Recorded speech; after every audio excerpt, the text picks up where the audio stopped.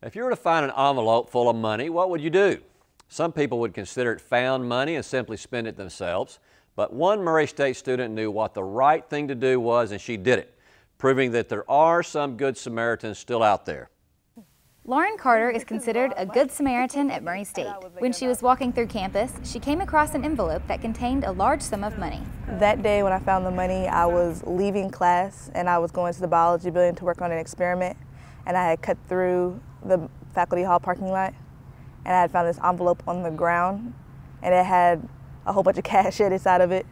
So I went to the biology building and I called my mother and I asked her, what do I do when I find money on the ground? And she asked me how much it was, and I told her I don't know.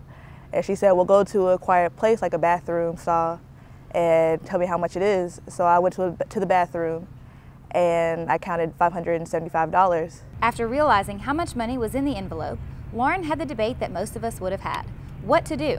Every college student could have used a little extra cash. This is a lot of money. And I was thinking about, I was pretty broke.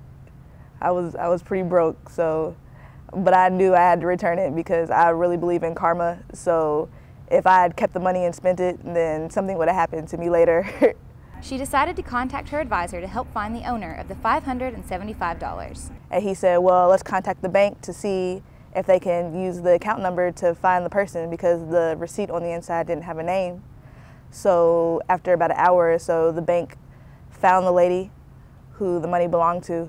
Once the bank was able to trace the receipt back to the owner, Lauren was able to return the money and meet the owner. It felt really good. She was really excited about a student returning the money and having enough integrity to keep it and find its owner.